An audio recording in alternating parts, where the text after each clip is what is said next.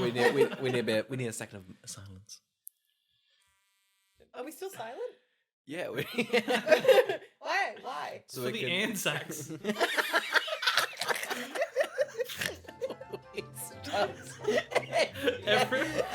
Is that not what we do it for?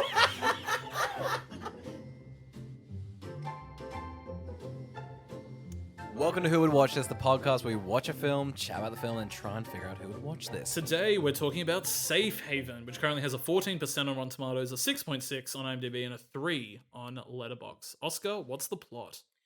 A young woman with a mysterious past lands in Southport, North Carolina, where her bond with a widower forces her to confront the dark secret that haunts her. Wow.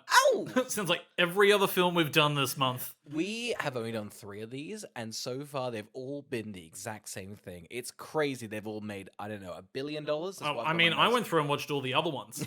So I haven't had a break the entire time. Not slept. I've been reading them, watching them, living them. It's been a lot. It's been a hard month for me. This happened to you? The drama I've seen, but the romance I've felt. Carl, What's that? We've got a guest. Yeah, we've got a guest. We've got a lovely little guest. We've got, my notes are saying, the biggest fan of Safe Haven on the planet. Ruby, introduce yourself. Hello, I'm Ruby, and I enjoyed Safe Haven. What? You've been on the podcast before, though. I have featured on City of Ember, which was a childhood favourite of mine. Not a lot of people have seen that, and I don't think a lot of people have seen Safe Haven either, but while City of Ember is a bad movie, Safe Haven is a good rom-com. It's not really much com, I'll say. But it's a lot of rom. A lot of rom. Almost too much rom. Dare I say 2 hours of rom. Might be a rom-rom, because it's a romantic romp.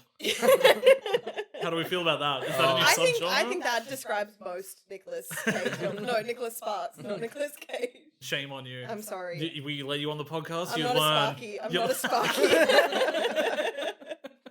Ruby, why did you pick this gem of a film? So I remember seeing this film when I was a youngin' at the movie theaters. I went and saw it in the theaters. It was very much school holidays, what's on, let's go see whatever we can. But I remember loving the twists. Not because it's good, but because there are 2. And I think a movie with multiple twists just kind of captures my attention. That's why M. Night's kind of fallen off, you know? He only has one ever. This is Shutter Island for women. Marcel says, he's like, damn, fuck. You guys seen Safe Haven? They undercut me again. Martin Scorsese's been undercut by Lassie. This film is directed by a man named Lassie. I'd like to add that to the record. And he's done a lot of dog films. He's also done Carl's favorite film. I know exactly what we're talking about. For the listeners that do not know, I love Chocolat, which is, and they love, an incredible film. And I dare anyone to watch that and not like it.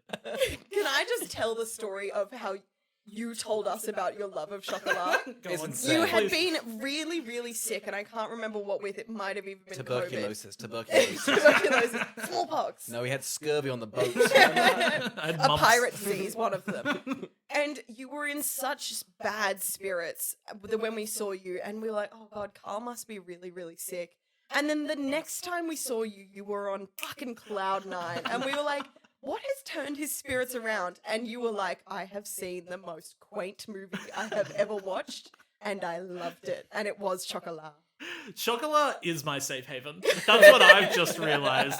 This guy's killing it. He is kind of killing it. Most of those films, he's done a bunch of those hey, a dog film, and everyone goes, oh, I love that film. That Hitachi one has it's top IMDb. Everyone's like, love that. I think it's just because he's called Lassie. Yeah, he just loves dogs. I think they thought they hired a dog. They were just lucky a human came along. It's like a dog piloting a human's body. But he has to be called Lassie because that's the only way he'll It's the only way he'll respond. Yeah. He directs by chasing a ball. Ooh, okay, close up. That's a bold move. Everyone thinks he's doing a lot of sexual harassment, but he's just panting at women. And he's licking himself on set. But God, he's a genius. He went down on himself 4 times today on set in front of Josh Duhamel. That's just Lassie. It's Lassie for you. We'd stop hiring him if he just made a flop, but they're all hits. All bangers. Oscar, you haven't seen this before. I hadn't. You two were very adamant when we were doing this month. You were like, oh my God, you have to watch Safe Haven because the twist is bonkers. So for the whole film and for the whole pre-up for this, I've been so keen. I am now very upset that you two, one, have gone, it's the worst twist we've ever seen, I and said then best. and then both give it quite a good rating on Letterboxd. I think no matter how boring the film is, the twists save it. Just because it's so ridiculous. I might even throw out, this is a good film. Stop the podcast right now. Who would watch this? Us. Me, in a heartbeat, again right now. This movie lands. How can you even, like... Oh, we'll get into... should we Better get than into The Notebook. That's crazy. Oh, God. Not damn as it. good as Chocolat. That's where we're at. That's the sliding scale. The Notebook versus Chocolat. Let's get into why Safe Haven is... all for these two love it. Look, so last week we've had a war film. A This week war. we have a woman on the run, covered in blood. What an opening!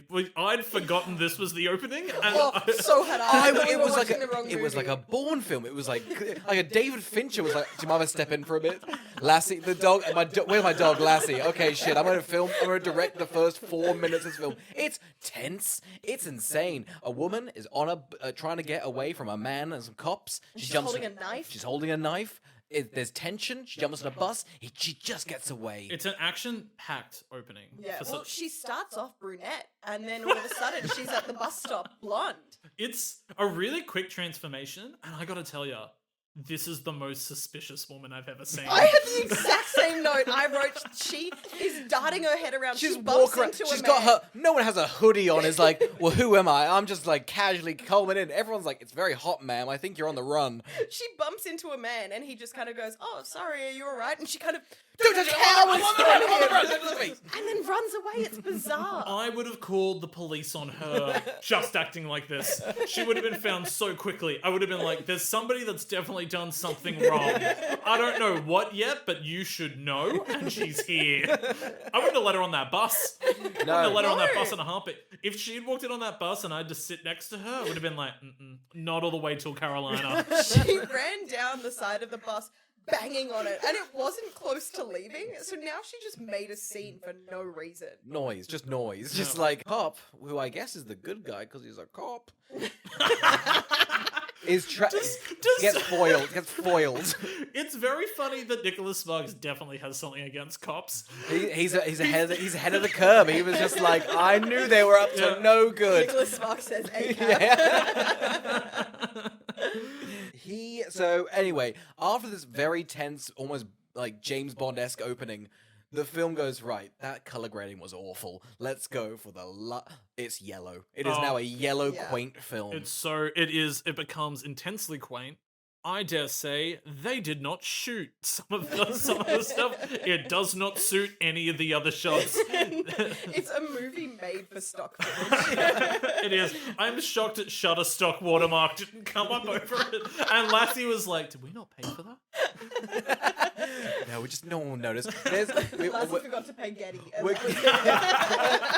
We're getting. I want to get ahead. There's a shot where they're just like filming like some canopy, like trees, and one of the overloads like, wow, look at those trees. There's a shot that's in a different resolution to the other ones. I paused it. I don't know. It might have been my internet, but I was like, that's not. They didn't do that. They couldn't afford the HD. They were like 720p. I don't think anyone would notice. Also, can I say, until you read the plot, I did not realize it was set in North Carolina. No, me neither. I thought we were up north. Like, I thought it was Well, that's very, north. like, That is north. Boston, like... Well, the cops We from were in Boston. Boston. Again, No, the like cops from Maryland Boston. sort of The thing, cops like- Boston-esque. Well, they're from Boston. Yeah. She's from Boston. I don't know America, so I was lost anyway. Boston is It's Ben Affleck. Ben Affleck. How'd you like them apples? And then North Carolina's kind of, a bit Josh Duhamel. Josh Duhamel. That's kind of It's a classic Josh Duhamel scenario. Each US state falls into either Ben Affleck or Josh Duhamel. Have fun Maryland. working out. That's a Ben Affleck. Texas? Believe it or not, Josh Duhamel. Josh Duhamel. It's Josh Duhamel. Arkansas? Ben Affleck. You'll find out why. Yeah. So then we get to like, now I think, again, the film is like, all right, we're going to go insanely crazy good action. Well, good action's a big thing. Action, and then we slow right down to some of the most boring dialogue in the world. No. It's trying to titillate you. It's trying to be like, what happened to her? Like, why is she on the run? Why is it this intense? And I was titillated. There's other stuff as well. The other questions you've got to like, should Josh Duhamel be serving coffee? Yeah. Does this woman hate Ethiopians? just things where you're like, oh, well, these questions get answered. World building. Okay, so we'll get into it. So the girl on the run, we're calling her Katie. I'm doing quotation marks. What's the actress's name? I know her from Rock of Ages. Julianne Hough. Okay. The Huff. The Huffs? The Huffs. I've got a bit to do on Julianne Hough. I'll give you both a history lesson. This is an actual time to do it. Okay, Yeah. perfect. Well, so Julianne Hough, basically, her and her brother grew up being dancers. So she has a twin brother named Derek. He is also famous. Derek Huff. Derek Huff, because he The is Huff. one of the professional dancers on the US version of Dancing with the Stars. Huge. And he has been since basically the very beginning. He won it with Bindi Irwin. So Really? yeah. Wow. He brought her to victory. So Julianne Hough, right around 2013, was like, you know what? I've been a dancer my whole life, but I think it's time to take the main stage And here's to my... win my Oscar here's and my- his safe haven. I don't think she's nailing it. What are you talking about?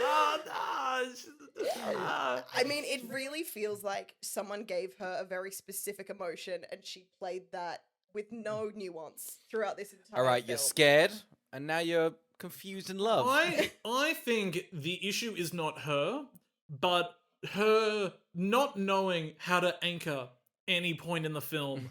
Yeah. Because she's, as an actor, got to be like, people are going to look back on these scenes and be like, oh, why does she like... Because the movie relies on two twists. She's got to act like those twists will make sense later in the film. But she's playing it pretty straight immediately. She's like looking around, just like, I'm innocent, but you guys don't know that yet, so I'll kind of play it coy. Potentially, she wasn't given the pages of the twist to keep her out of the limelight, and so convinced she's she got was- no I'm convinced direction. she didn't know about the second one. I'm convinced she didn't know about the murder at the start for the first half. Oh, of it. I reckon Like, that was a reshoot. Yeah. She was like, wait, my character did what? She has supposedly committed this really bad murder, and we're meant to think she's on the run from being a murderer. But she doesn't act like she's on the run at all. As soon as she gets off the bus from being on her the run. first instinct. All right, we'll get into. So let's just talk about her first day Yeah. on the run. She walks in. Josh Duhamel's making a coffee for a woman who goes, "Those coffee beans look shit," and he's like, "They're Ethiopian." She's like, "Well, fuck me dead." He works in a little Give me a brew. roadside cafe. Little Yeah. roadside cafe. She's like, "Great, I'm gonna get a job at the coffee place. While I'm at it, might as well buy a house and then paint the floor yellow." So every house in a Nicholas Sparks movie, it is the same, right? There's a shack in the always middle a of It's shack. always a fixer-upper. I was confused by this because they said this is a good location, it's the middle of town. But she's then in the middle of the nobody. forest. But then they were like, "You've got no neighbors." I was like, "So where's this?" She house? got swindled. She got swindled. The It real estate sounds agent it, was like, yeah. "Oh, you know the area?" She's like, "No, I'm new." It's like, "Great." That house over there, prime location. Give You her the don't- one built by raccoons for the winter. I have such an issue with... She gets off the bus and immediately meets Josh Duhamel, and they kind of have, like, an awkward interaction. We then watch her get a job, work an entire first shift, and also find her footing at her local cafe job. She then goes to a real estate viewing, finds a house, and stays one night in the house where she breaks the floor. And then she goes back to Josh Duhamel's little cafe the next day, and he goes, "Oh, you're still here," implying that it's been 24 hours. And I think it's nuts that she has achieved so much when she definitely got off the bus at like 4 p.m. Oh, and she would be. I don't know, what it's like to potentially murder somebody and then go on the run? I can step in here. You get Taxing? you get tuckered.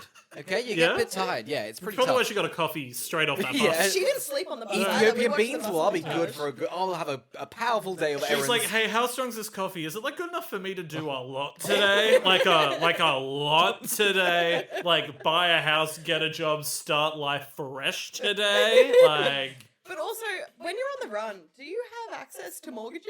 I don't know if that's. I'll answer this as well. You gotta steal credit cards. You gotta create an identity fast. Okay. If you're in for a penny, you're in for a pound. It's not revealed till later that she didn't murder the woman that helped her. Yeah. So I just assume she maybe did 2 murders. Took the money from that woman that helped her dye her hair. Oh, I have issue with the hair dye thing. This is As good. We have a token female. woman. Yeah, go on. On this podcast, she starts off a very deep, rich, chocolatey brown. A beautiful chocolat, colour. if you will. We're there to assume it's her Love natural chocolat. color. When we see her at the bus station, moments later after she's supposedly done a really quick hair dye job on the run, she has the most perfect platinum blonde hair in the world. Now, let me tell you, I have tried this before. I have attempted to go platinum blonde. It took me 8 whole hours in a salon and $900. And even then, I walked away with just kind of lightish brown hair. Wasn't that blonde? It was I not remember. blonde. It was very You much weren't not happy. blonde. I cried because I'd spent so much money and time to not get the results I wanted. You weren't hoofed. You wish if you were the Huff. Well, that's a different story. She's got powers. And this old woman who's helping her escape has supposedly done this dye job. I call bullshit. It's box dye as well, unless you had a salon at the This back. movie is meant to be made for women, but they're lying to Can us. I posit a hypothesis? Sure. What if her first hair was a wig? But in the movie or in real life, like, do you think she No, was... so I'm saying, say she dyed the hair 2 weeks ago, has wigged it out Hang on. until the murders occurred, and take it like she's Gone Girl-esque. That's pre-planning because the murder's like it's meant to be shown that like one. Okay, should we get into? Let's spoil it, because Let's we need spoil to it. talk Let's about spoil We do it. need to talk We'll about it. spoil out the first twist because that one's okay. That one I'm like that's fine. It turns out the You cop. liked it. I didn't mind it. The cop that's been chasing her, who we assume's a good guy because he's a cop. Guess what? He ain't. Okay, he ain't. He's actually her husband. He's been abusing her, and now she's on the run from him. But he's been using his cop powers to, Accuse her of murder so Yeah. that they'll be looking for her more. Yeah. It's actually a great twist. It is It's a great really twist. good. a great much twist. better twist than this movie deserves. Yes, 100%. 100%. Because it does a great job in implying he is just a cop looking for a woman who's been murdered. Even though he's a very intense cop who refuses to, like, delegate or, like, help anyone with the case. Or help himself. This man is not well put together. Deranged. But it's set up well because you're so used to that trope of like a cop being like, "No, I've got to solve this issue. This is my crime thing." He's like, "Fuck everything else. I'm gonna fixate on this." Normally, that's a dirty cop, but he's a good cop. Whereas this guy's just a dirty cop trying to like get this woman back in his hands. I love how it got revealed, though, because basically the way they reveal it is he goes back to the scene of the crime and you think he's just visiting the crime scene trying to get more evidence. And then he pours himself a drink and falls asleep. And Oscar was like, "This is the world's worst cop. Like, what the fuck are you doing?" Because up until now, all he's been doing is like, "Oh, I need to find out where this girl is." He goes to the bus station and's like, "Where could this be?" The guy's like, "Well, it's a bus, so she could be anywhere." And he goes home, Googles buses, and goes, "Everyone in America goes, damn, that's a lot." So then he just goes to houses like, "You seen this woman?" He's like, "Nope." Third try, he gets lucky. Crazy he does, though. It is funny when he's trying to work out the bus routes all across America, it spreads like a disease. Like how COVID spread through America, and he was like, it's out of my reach. But also It's been- so it's- idiotic for her to kind of get off at the third stop along the way instead of going to Atlanta and going anywhere in the country. She didn't leave. No, she was so easily Would found. have been a big W on him if she just circled back home. So he's like pours a scotch and goes to take a nap, and she walks in with new groceries, and it's like, Didn't expect you to be here. So we're back at her.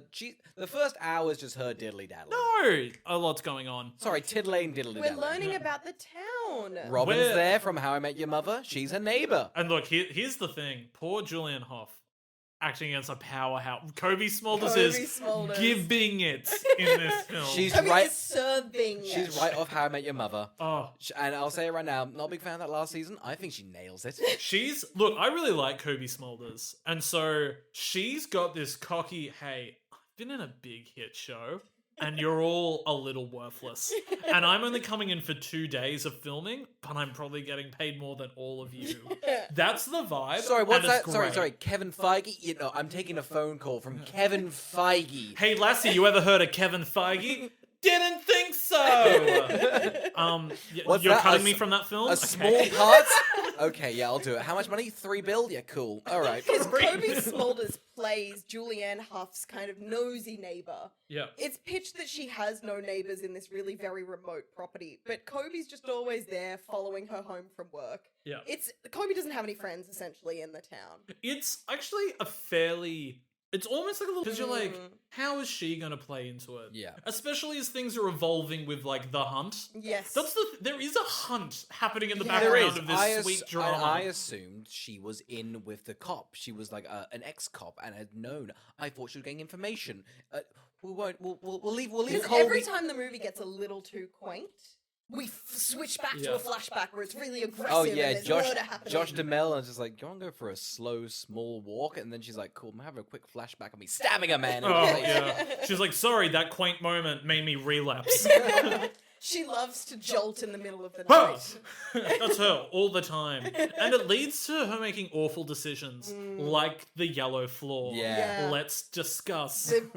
Why is my first question. Do we think Nicholas Sparks realized you don't paint a floor? Because I think it was like they were doing it on set and Josh Duhamel was like, no, you don't do that. Why would you paint the floor? And Josh Duhamel was like, I don't want to be the idiot that was in that movie where they painted a floor. So can my character point out that that's a dumb thing to do? Especially when the kitchen is 4 planks of wood. But I also don't understand like the motive behind painting the floor, because essentially she moves into this place and a raccoon scares her and she accidentally steps into a weak spot and goes through the floor. Which feels like that should be the thing to fix. 'cause exactly, she should be repairing it, Yeah. but she just paints it yellow. Oh no, She paints over the hole. Yeah. No, different hole. The kitchen's there.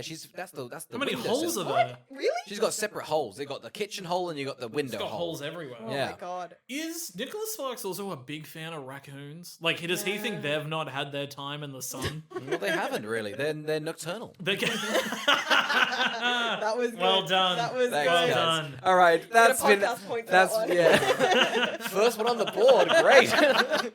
Over 100 episodes, we've not used the scoreboard once. Huge. I bought it. It was $2,000 as well. So you know. We invested in the scoreboard, then the mics. That's why it took us a few years to up the audio quality, learn how to edit.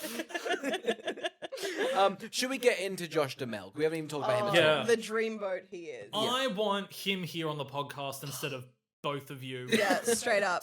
We called. He said he'll only do it if you're not here. Sorry, surely he would not. I'm actually, I don't want to. Okay, I'm fairly well liked in the celebrity community, especially the I've starred in a Transformers community. It is a small pool, but Rosie Huntington Whiteley, she adores me.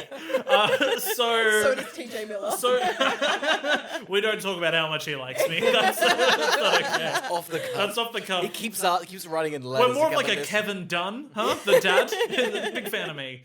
Who's the guy that invokes the Juliet law in that Transformers movie? Oh, Jack, the Oh, Yeah. from Midsummer. No. yeah, he's in Midsummer. Yeah. Oh, the main guy in Midsummer? Yeah, the main guy in Yes. He's Midsummer. nailed his typecast of creep. Oh, yeah, he's doing well.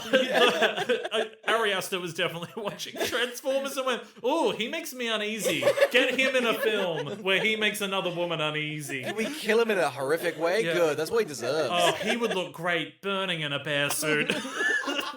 Well, they did that in Transformers as well. It was They really did. progressive. But yeah, Josh Duhamel. Let's get into him. So he's got his wife died, cancer. Bam. 2 Sad. kids. 2 kids.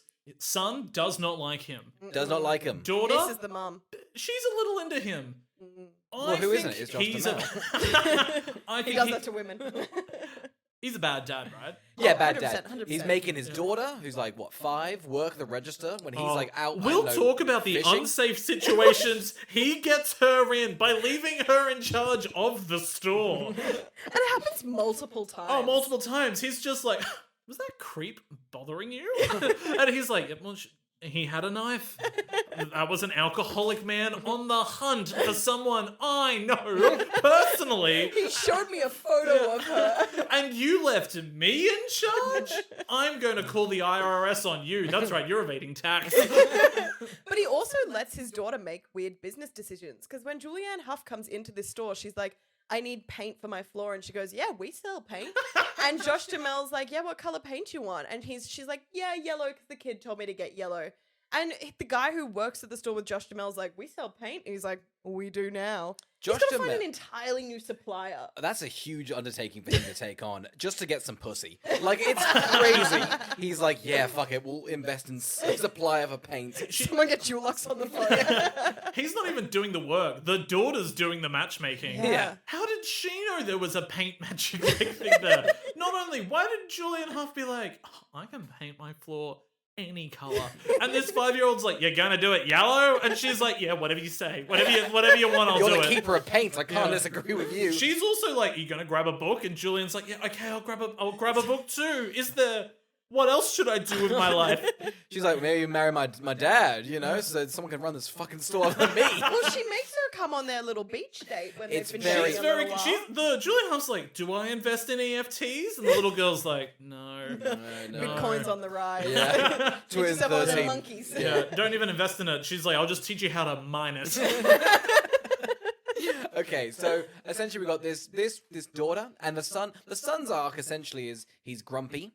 Because his mother is dead. Yeah, fair enough. Then he immediately goes. He's not for Julianne Hough, and then just he is, and He is begging for attention. And this is why I think Josh Duhamel is a bad dad. Yeah. I think he knows his son cannot swim that well, and yet he lets him play all day on the slippery edge of a boat.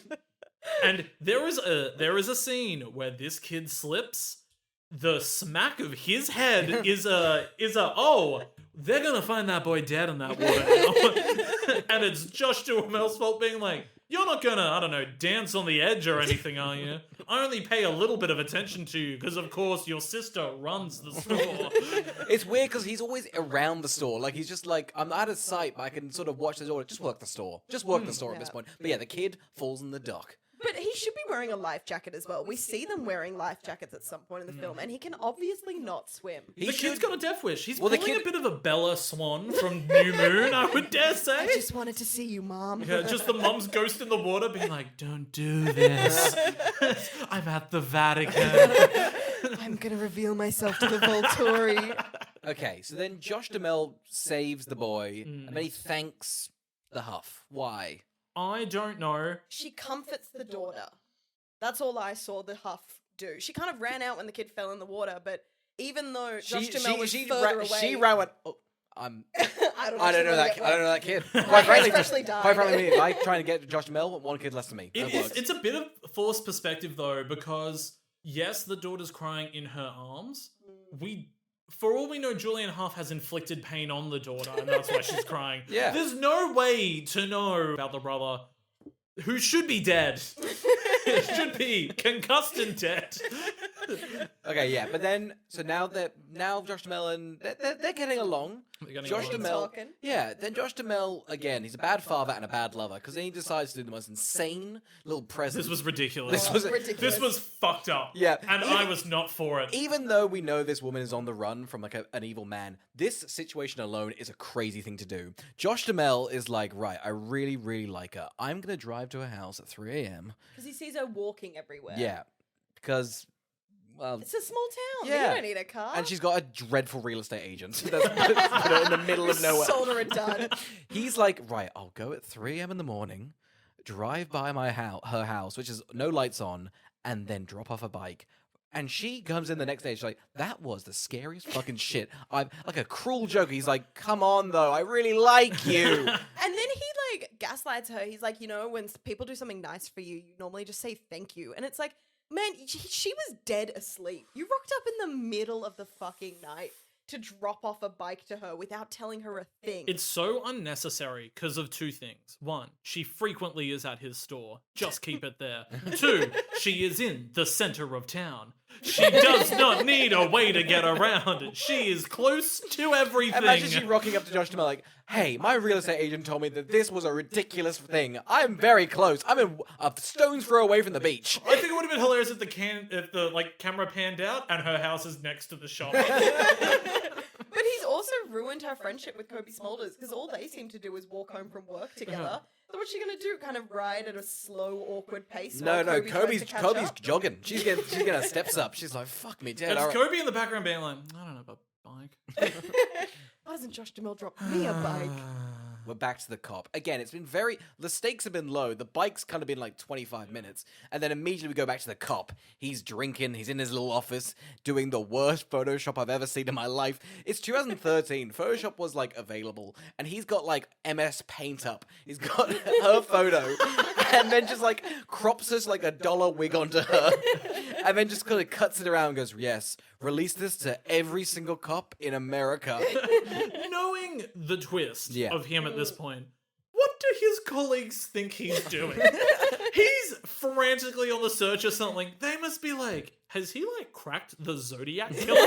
Because he is on the move. I haven't seen him passionate about a case in years.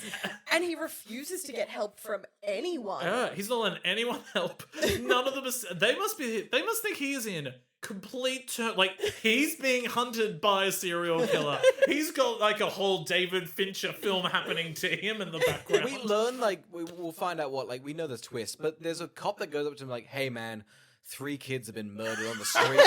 And he's like, you think I give a fuck about that? Go back to your fucking friends, you cunt. I'm solving this weird case. He's like, okay, dude, whatever. I guess I'll go save those kids. His line is like, don't you have a bitch of a wife to tell this to? And it's like, okay, cool. You're probably going to get suspended soon because you're not acting in a good frame of mind. And you smell of vodka. I can't stress. We learn. Stanky alcoholic. We learn that he's been keeping vodka in a plastic bottle. I don't know. Who didn't see that coming? Yeah. He's so sweaty the whole time. That was a twist I definitely saw coming. That man is addicted to awful... And we're only seeing one of the things. But it's also really funny, before we get the twist of that, like, oh, it's her husband and that's why he's so aggressively trying to hunt her down. It's a bit like Wile E. Coyote and Roadrunner. Like, she just keeps eluding him, and it's like, you have all the resources in the world, man. She got on a bus for 3 stops. Like, just try and you'll find her. Some of it's just a buffoon of a cop who has her picture and has seen her dozens of times during the movie being like, yeah, I don't know how many hot dogs we should get for the event, and just pinning it up on the wall. Like, yeah, sodas. Ugh, I don't know. And then immediately, covers it up. Even though, had he printed it out and just read it, it would have said, murder in the 1st degree. Find her extremely dangerous. And it's a small town. He has met her at this point. Yeah. She delivered him her food. Yeah. Like, It's getting to the point that I'm suspecting Kobe Smulders is also a killer. And it's a town of killers. And it's not a safe haven at all. Oh, it writes itself. The whole rest of the film, they're like, this is a safe place. They're so teasing that they goddamn. don't say the word haven and They it don't say it really at all. annoys me. Because I'm convinced they made it safe haven later. Yeah. I think they were Before like, it was angry cop chases woman, and it just didn't have a ring to it it. was just safe place. Well, it was from Nicholas Sparks' era of like, oh shit, they're turning my books into movies. I'm just going to churn out a bunch of books that would make an interesting movie. So, it's not a good story. Well, It's just very there's quaint. 2 great twists, but you have to admit the quaintness of it is quite. Their chemistry. Do we think their chemistry works? Because I don't think it does. I don't think it does, purely because the only time we've seen them on screen have a deep and meaningful conversation, it's about how much kale gorillas eat. And I wish I was kidding. They go to They go to a restaurant. They go at and 5 this is o'clock. them opening up. Yeah, to they go each at other. 5 o'clock, and then it ends with the scene with them stuck in the thing. There's a time lapse of well, what do they chat about? And it's just It keeps cutting back. To Cutting them back, talking just about gorillas eating kale. you eat kale? No, it's healthy. Gorillas eat kale, and then it fades away. That's the pin. That's a good moment in their relationship. I like to think they just trapped Josh Duhamel and Julianne Hough in a restaurant for hours, and that is the most interesting thing they Lassie could get was out like, of it. You're gonna go method. You guys are gonna reel up each other. I swear to God. A dog smoking a cigarette as well would be great. It was so grim that a sound guy was just like, "Did you know gorillas eat kale?" And they just were like, "Actually, that's interesting." Put that in the film. I will tell you right now, none of this happens in Chocolat. The chemistry is on point. The food is outrageous. The plot it's glacial, but you want it to be glacial. Like you're really letting it thrive. To those who have not seen Chocolat, guys, it's the best fucking movie. It's not even for comedy. It's simply a delicious little film. It is. You can see that on the box art. Like, this is delicious. Robert Ebert, I've 4 probably, stars. I've probably It's a stolen it from the box art. I've stared at it for that long. You went and bought the DVD in this day and age. What if something happened? I got it. Surely Chocolat will never become lost media. I got the VCR, the DVD, the Blu-ray, the digital copy. I bootlegged it myself, recorded it on my phone. Did a one-woman show or one-man show. You can come and see me, Carl, in Chocolat this summer in Sydney. So we also get some little cute things about their relationship, though. Bold and brave move of her to try and walk with the paint can. Oh, it's so pathetic. Like, this movie is for women, but it's written by someone who hates women. Like, because she's like, no, I can do that, and gets maybe She just purchases 2 paint cans. which are like what? They're fine. 10 liters. Sure, they've got kind of an annoying wire to hold them. They that do have kinda a cuts shit in. handle. They Paint should always have really- a bad handle. Unless Yeah. you get the ones with the little plastic bit, huh? That's, as somebody that's bought Some- paint recently, I empathized. I wish I had a Josh. A painter somewhere's like, yes, they nailed that. That's why I listen. Well, because it's funny, they cut to her hands and they are massacred in bruises. Yet she only moved them 3.5 meters down the I road. love Josh That Duhamel's was watching so her. She's like, pathetic. oh, she's gonna give up. Yep, she's given up. Yeah. Where's my car keys? And then she kind of turns around and gives him this wry smile, like, I tried. It's like, you didn't try that She hard. turns around, like, knowing he's watching her. Turns around with the audacity of just like, that lift's still up for grabs, and he should just go, no. How embarrassing I've got would it my be if he daughter to run the wasn't store. looking? Yeah. I thought you lived in the center of town. We should bike now, bitch. Anyway, I have a really important note that I think if I don't talk about now, it'll escape the podcast. I think Josh Duhamel's character really prides himself on being like knowing stuff about building, paint, wood. He's a real handyman. He is a handyman. This one door, he spends the door. film fixing. Why can't he fix that door? He's still, by the end of the film, he has not fixed it. Spoiler Is this- alert. is this the I think half he's. door? I Is think this he, the yeah, half it's door? the half Yeah. door. dreadful door. No, not Yeah. the half door. The other door on the other side of the shop. Oh, You know, yeah. everybody- It's like nobody two can open bifold it? doors, and Yeah. one Yes. opens and the other doesn't, and it drives him to I'm near assuming insanity. it just didn't work on set. That's what I'm thinking. The art department is like, Josh, can you give it a hand? Like, yeah, sure, I guess so. The extras Man, kept this is- using the door. Josh had to keep. Lassie, should I improv? Don't. I'm fixing that one. I've got a tool here. Should I? While Lassie, nod. Yes, sit. Lassie bark. Oh, he's licking himself again. Yeah, I think. Yeah, look, spoilers. I think he might be happy this place burnt down. Because I bet if it was me, my first thought would have been like, oh, I don't have to fix that door. Just start from scratch. The daughter does have a job though, so she's furious. It would have been hilarious if the door was the one thing standing. all right. Anyway, so they've had their little date at the cafe. It's just been very quaint. It's been so quaint. Like, this movie is 2 hours long, and I would say 75% of it is dedicated to quaintness. It's mostly vibe. yeah. So much vibe. I just love things being fixed up, and I love In a people yellow having like having a bit color of fun. tone. It's very nice. Anyway, they fuck. Thoughts? It was really slow, awkward PG sex. Mm. Like, it seemed awful. No one seemed to be having fun. They just kept kind of like smiling at each other, but like not like oh, I'm having a good time. Like, is this good for you? I think it's probably because Lassie, as a dog, has only ever hit it from the back. He doesn't know how to direct a scene where they're facing He each called other. up How the aggressive would executives it like, be? yeah, can I do bareback? They're like, Jesus Christ, no. He's like, that's all I know. All right, goes can I from lick being- my balls? How about that? Does Josh Duhamel do that? Like, oh, gross. It goes from being a really quaint, beautiful movie about them falling in love to just a disgustingly aggressive. It would have been, why has no romance movie ever done anal? Why have they never shown that? You know the only one that has? Love Actually. That's a great... And Oh, they go do for that. joke. That was a That's good just- bit in that. That's That's a a great good bit. bit. Yeah. But yeah, that's a fun bit. It's like, wouldn't it be fun if in the middle of, I don't know, The Curious Case of Benjamin Button, she's just like, no, I'm not ready for that yet. Can we just do it from behind?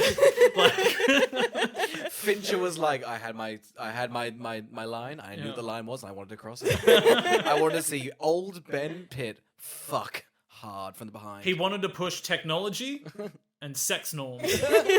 And by God, did he succeed. Because they could have just invited back that weird cop who watched them make out that one time. Oh, yeah. That was when they weird. have their first kiss, they're like, their cop Actually, friend is dropping that's them not off. PG sex, because he like He grabs her lifts her up and, and then it's just very... starts grinding her. I was grinding her. having a great time watching So it. was the cop. The cop was rubbing his gun against his thing. I didn't like it because I assumed the daughter was likely still there doing inventory that night. I assume Doing a she does stock not leave. take, like, Yeah. God He's fucking ordered damn. in so many paint cans that she then has to carry. 100 cans of yellow. Who the hell would buy this? She's expanding the paint section of the shop. Oh, But God. the gratitude she's getting is just a, I did that. I brought those two together. Yeah. Because she is basically the catalyst for their entire relationship. She's chuffed. She's like, I got a mum. Great. Because the brother was really pissing me off. Because Julianne Hough just kind of wanders around the town all day. And at one point, she's wandering around the town and they're like, hey, Katie, we're going to the beach. Do you want to come to the beach? The daughter invites her on this family beach trip. And Josh Duhamel's kind of just like, yeah, you want to come? He's on the phone going like, you don't have to answer that. And then, almost there's a whole thing where as if I was Julianne Hough, is the vibe of, yeah, I'm not going to go on that. He doesn't seem that interested. But she goes, oh, is he now not interested in me? I better go. They take And so they- many photos. They go to the Ugh. most oversaturated beach Oh, I Do have we think it was? ever It's the seen. cloudiest day, and they've gone pump that yellow. They're pumping Grey so- sand and they're- brown water. Pump the yellow. The water is brown. What is That's he- the chocolat. It's the shock color. It's another like Johnny Depp movie, but it's Willy Wonka, and that's the chocolate river. That kid's like, Augustus gonna hate you, Gloop's Josh body Duhamel. Yeah, Just floating. Why does the son have such a weird obsession with fishing? That's my question. Because in every scene he's in, he's fishing. Well, he fears the water, but he loves aquamarine. I think it's. Aquamarine. It's the color. I meant to say that. I think it's one of those things. He's young. He's on technology. It is 2012. He doesn't really understand a lot of terms. He probably just thinks he's catfishing. It was big back then. Probably doesn't understand how it works. MTV was like, yeah, you gotta watch this. He didn't have a TV, so he just heard it in the atmosphere. Yeah. Dad, can I go catfishing? And Josh Duhamel was like, I'm gonna nip this in the bud right away. Yes, we'll take you to the water. Can you swim? No? You'll learn. Why are they doing a beach day? This kid's just hit his head and fallen in the water. It's almost like a real traumatic thing to go back on. But they also live right next to the beach. Like their shop is literally on the water. And yet they all pile in the car and drive to a beach. Like, sure, there's better beaches to go to, but like Not the this beach, convenience though. of This beach is living across- hideous. It's an awful beach. It would have been hilarious if we midway through the drive, she was like, we've been in the car a while. Which beach are we going to? And he's like, oh, just one in Boston. It's actually called Police Beach. I hear police are there. One of my Hence good the friends is name. up there, but he's having a bit of trouble. His wife's just left him, stabbed him, and he's an alcoholic. And she spent $900 dyeing his hair. And 8 hours. Okay, so we do get the reveal now in a graphic sequence where it's not funny, No. but there was something a little humorous about her going, "Hey, you finished with that?" Taking it away, there's a long beat, and him just chewing his food, being like, "Did you think I was finished with that?" Because they're eating a fresh cherry pie that she has just made. I thought she had put drugs in the pie. I'd forgotten that this is just a scene that escalates and wasn't planned.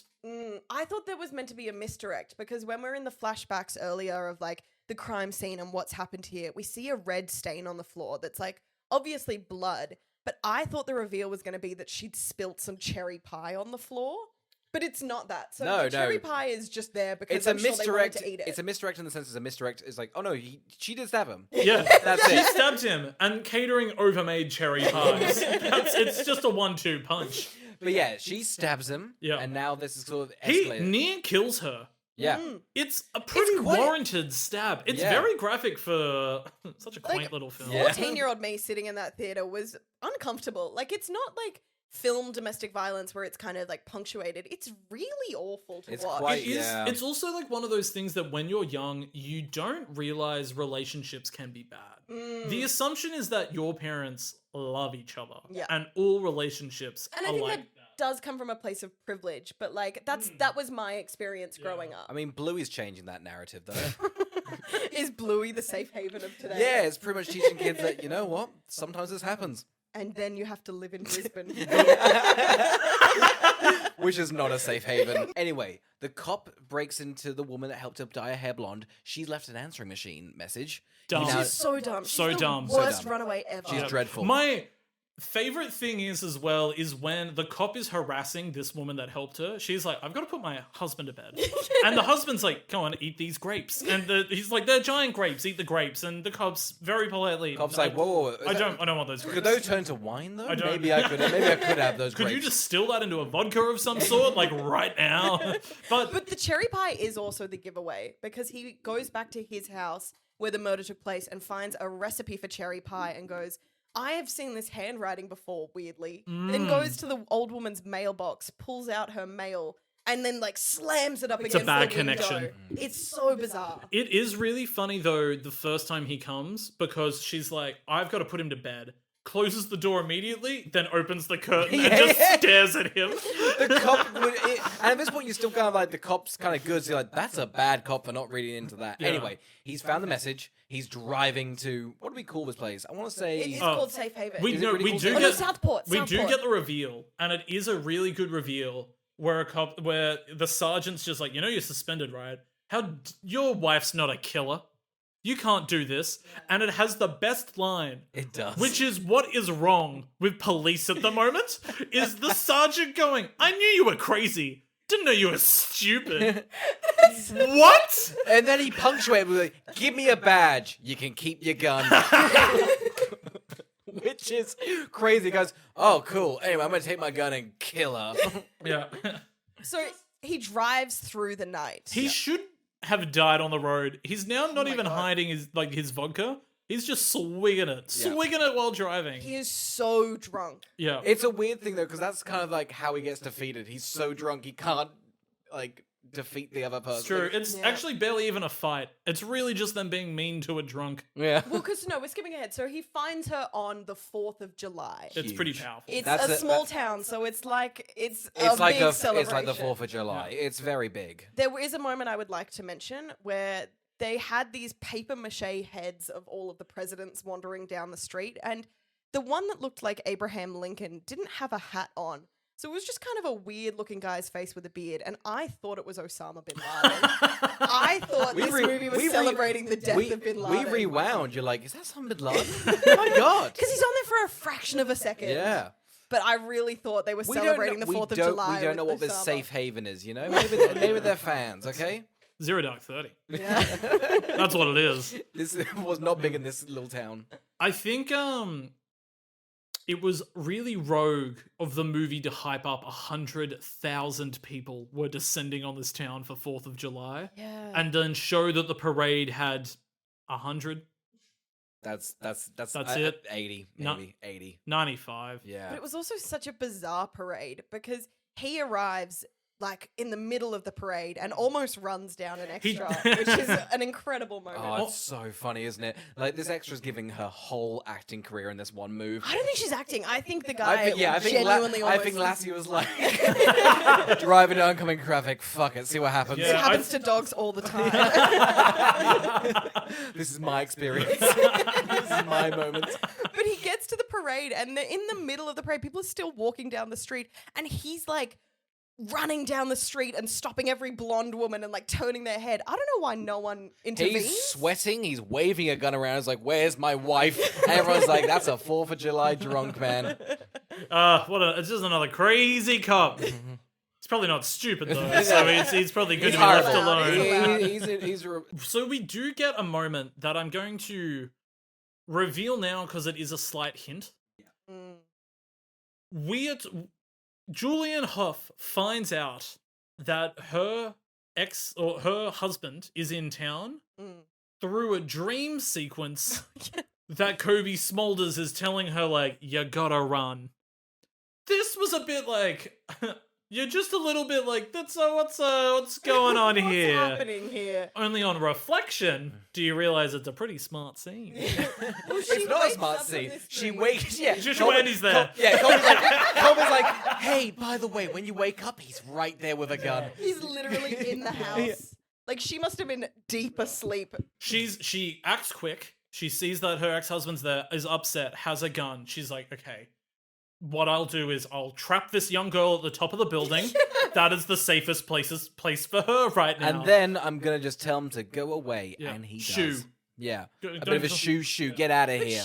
she tries to like bait and switch him. She's like, "Hey babe, no, I'm so sorry for running away. Let's get back together," to like lull him into a false sense of security. And then just kind of slaps him. Yeah. So it doesn't incapacitate him at all, and now he's double angry. Yeah. Like, it's not a smart move on her part. It's also not a smart move, and I don't know if this is even legal, but you need to be approved for petrol to come out of a hose.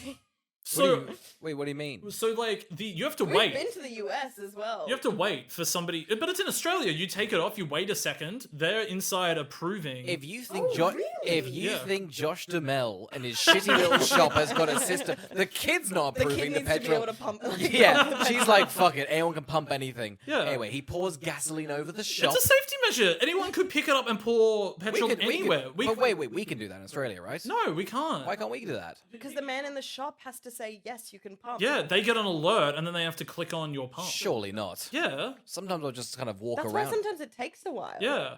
They're waiting to see whether you're like they're like holding. You've got a. Or whether you're trying to have like a gasoline party like in Zoolander. Are Yeah. you sure? Because I filled up a jerry can incorrectly, and they allowed me to do that. No, but they just see that you've got it in something, that you're like trying to do petrol. Next time you do it, once you take it off, it takes a second because they've been alerted a hose has been detached. Well, I guess you know what, guys. I'm glad we learned something. We're learning something. So now, having learned that information, this scene makes no sense. Don't get nitpicky. This shop definitely does not have that system in place. But They're it using should. like a It's wood. They're 2012. using a wooden register. I'm pretty sure it's not up to standard. In my head, my The safe door's haven not fixed. wouldn't have petrol. You like think this. the door isn't fixed? This system's got 8 little buttons to press? No, don't be I ridiculous. did like the fact that the villain went out the bad door. That was fun. He had enough force to like get that working. By the way, I was referencing that this is the drunken man that comes and harasses the girl, and Josh Duhamel thinks nothing on it and is just like, "You ready for the parade, darling?"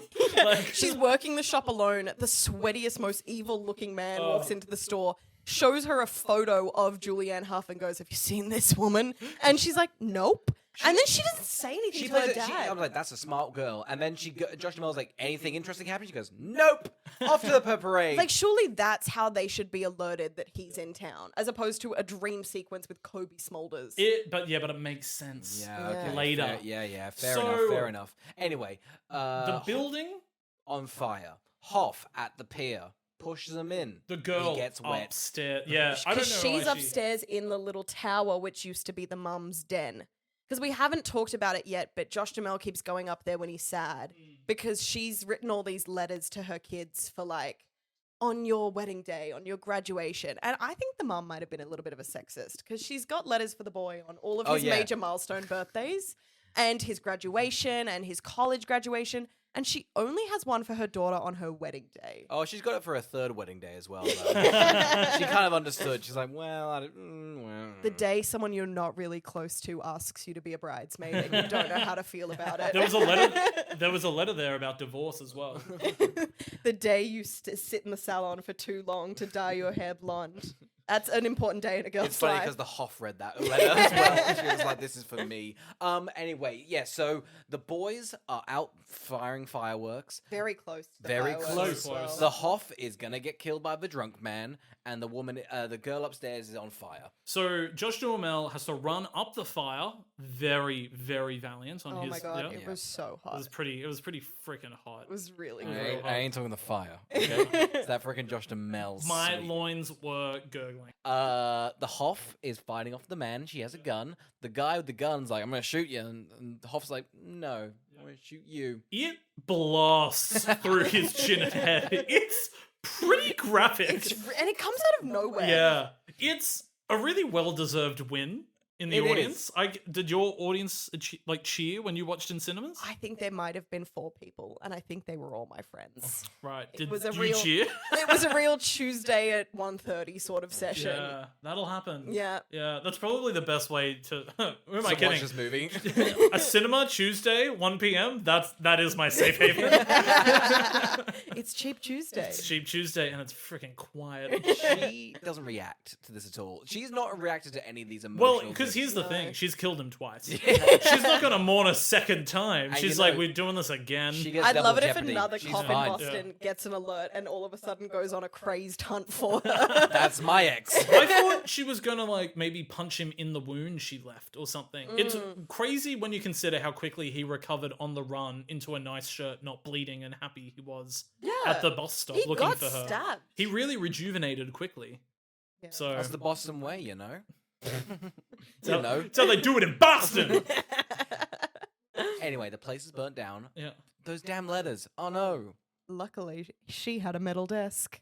The mum's letters are fine. Very convenient. Is that Josh why? Duhamel's. Yeah, it was a metal desk. It was ridiculous. Josh But we Duhamel's can't handle- touch it for hours. Yeah. The film's ended. It's Yeah, wrapping it's up. like- It's happy wrapping ending. up. You know. She's free now because he's dead. Like, no one really cares that she's an actual murderer this time. Like, You two are giddy because you're just like, there's still a fucking twist. Oh, yeah, so we There's had- still a twist. I could not guess it. I was like, we had what? 6 minutes to go, and I said to Oscar, there's still another twist. I had written down because I tried to predict what the twist was. I predicted that she was a jewel thief. Which would have been fun. much better. Explain. Well, I just thought she was on the run. I thought she'd stolen some jewels or robbed a bank of sorts. So when I found out this was it, Well, because you Not you happy. didn't mind the first the twist. first twist I thought was great. Yeah. This is a great twist. Yeah. So the letters have survived. Turns out she's written one for whoever Josh Duhamel falls in love with next. For her. She reads this letter. At the beginning, Kobe Smulders is putting on a voice. Yeah. She is putting on a deepish voice to throw everyone off. Slowly, it gets more Colby-y. Gets more Smulders-y. The problem is though, Hoff is reading the letter and then starts to realize like the audience, which I don't get Yeah. because it's writing, so it should be only at the end when she realizes. It's She's like, hold up, this is written by someone I know in my dreams. Anyway, carry on. It is fun then seeing scenes with Kobe Smulders from before and her fading away. You get to rewatch the same scenes, but Julianne Hough is just talking to herself. It is funny though. Then the next one, they're at the pier, and then it's just like, oh, a second shot of Colby kind of around the corner, like, I was here too. That was my She's bit. basically She's endgaming them. Like, she was there the whole time. the letter concludes that she thinks potentially she'll get to stick around. Yes. So is she a witch? Has she put a hex on? Does she She know has, she's but gonna stick yes. around? She has been a hex. And I don't like. Here's the thing. I don't know why she already envisioned her before, like getting with Josh Duhamel. Because I feel like she met Joe before Josh Duhamel. They had ordered one Ethiopian copy, and then she met Joe. Hers was She had a like- cup of Joe, and then met Joe. It's also odd because you retroactively think of like a few scenarios and things that have happened during the film. And it's stuff of like Kobe Smulders being like, "You're kind of a bitch for rejecting that bike." Like she's in her husband's corner. That's the thing. You realize the entire film just being like, "You probably shouldn't leave him. I feel like she got the hex and she was like, oh, I don't know if she's actually right for him. I gotta push this along. She got the little daughter helping her. She got Joe helping her. I don't think this marriage is gonna work. I thought it was really fun. There was a point earlier in the movie where Kobe Smulders is like, ugh, and I really want to go to Paris and I want to learn French. And Julianne Howe's like, you have time for that. I bet you'll get to achieve everything you ever want. She was dead. She's dead. She's dead. What I would like to know, Kobe though, Smulders is a ghost. I don't know if we explicitly have Oh, said yeah, that. sorry. Kobe Smulders- Smulders is a ghost. ridiculous. this whole time she's It's been a crazy. ghost. She's She's been a the mum ghost. and she's been watching over Josh Duhamel. Yeah. But I would like to know how many women Josh Duhamel has given this letter to. Because what a move. Do you If think a man gave me a letter from his dead wife that said, I hope you can love him as much as I have, that's like the gold. That's gold standard. Has Joe gone to all his ex-girlfriends then? Or What do you mean? It's for his future girlfriend. No, I'm saying, like, has Joe, like, if, let's say Josh Duhamel gets, like, a Oh, did one-night Joe stand. receive a letter from his ex-girlfriend? Is that what you're asking? No, I'm saying, like, let's say Josh Duhamel kind of just, like, brushes up against a woman, and then does she suddenly get the Joe curse? Oh, so true. Like, is Joe in, like, a lot of these women on the town? I think it's only if you buy the shack. I think that's it. Do you think the Who real estate wants agent that was shack? the real estate agent also a ghost? Well, I mean, I think it would be amazing if it turned out she wasn't even a ghost, but just a spirit of the woods. Like a Fern Gully-esque. Oh, a nymph. Great, cool. Just, he fell in love with her. She didn't die of cancer, so she had to go back and fight a war with the fireflies and the dragonflies and the tree of life. Those that evil glows. bulldozers were going to cut down the forest. You had to go back and save it. We're getting a bit too Avatar-esque. Nah, because you know what they ride on? Raccoons. Imagine Colby And that's Smulders. Nicholas Sparks for you. He just ganked Avatar. No, James Cameron ganked Avatar off him. Yeah, 100%. It was- Pocahontas? No. It's a real baller Safe haven. move. Safe haven. Real baller move to end the movie on this because it's unnecessary and It it's is unnecessary. going for a cry.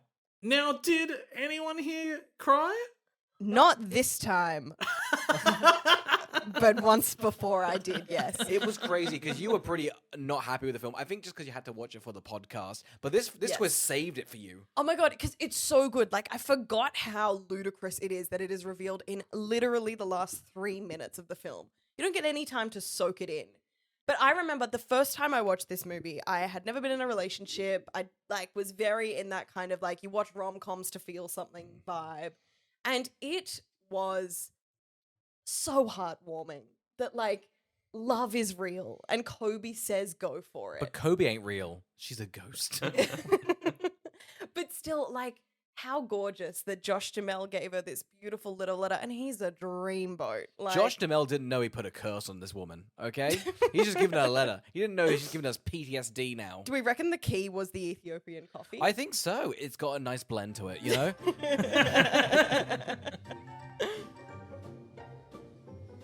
Carl, Ruby, myself. Who would watch Safe Haven? You just ask yourself. Yeah. God, that is- Yes, Oscar. Wait, third person. Yes, Carl. That is so Julian Oscar Huff said of you. yes, Carl. You know what's crazy though, Carl? Yeah. I don't want to blow your mind. Ruby's not real. She's been dead for 10 months. You've got a letter that's like to him. To the next person he podcasts with. Ruby, who would watch Safe Haven? 14-year-old girls. Like, Nailed straight it. up. Anyone who's been in a relationship or has ever felt the touch of man, woman, them, they, it's not for them. It's really for the fantasy of like, Also, if you're a loser, like, yeah. you're gonna love this film. you're gonna love this film. If you're a sad loser, or if you're on the run. I bet Harrison Ford would love this film. Is he on the run? Or is he- Fugitive. Oh, true. I haven't seen it, but I have seen Pretty this much The twice. Fugitive. It's pretty much The Fugitive. This is The Fugitive, pretty much. I think who would watch this is probably if you didn't like Chocolat. Maybe like if you were like that was missing ghosts and violence. Maybe because they're very similar, except Chocolat's more quaint, has better chemistry, and I guess has themes and effort. And it wasn't directed by a dog. Oh, wait, it was. That was Lassie. Lassie? It was. Oh It my was God, also I Lassie. completely It's forgot also to Lassie. mention. It's But he was a young man at the time. It's actually really hard. He said it was a real struggle because obviously dogs cannot eat chocolate. So it was a tough shoot. It was a real tough shoot. It was his Apocalypse Now. Like there is a what was the movie made about Apocalypse Now? Hearts of Darkness. Yeah, the documentary, there- just the dog going, God, I want to eat that chocolate. There is like it's, no, Friday, no. it's like chews of chocolate. Something like that. It's something it lands. So yeah, look, I think this guy's like filmography is pretty consistent. Like in terms of what you're getting, which is This is his biggest like swing and a miss. Like all the rest have pretty high. yeah, they've actually got- been hits. A Dog's Purpose made a lot of money. Yeah. Had like I- 3 sequels. Weird. I kept seeing those dog movies advertised, and one would be called like A Dog's Purpose, and then the next one was like A Dog's Journey, and then the third one was like Purpose of a Dog, and I thought they were all just the same movie. It just is. 'Cause rebranded. all the posters are just a golden retriever. No, like, but close there's up. 3 different I know, movies. it's nuts. Yeah. nuts. Oscar, who would watch this? Listen, I'm gonna say right now, I don't think this chemistry works, but the action, my God. If you want 10% of like a Jason Bourne film, you've got it.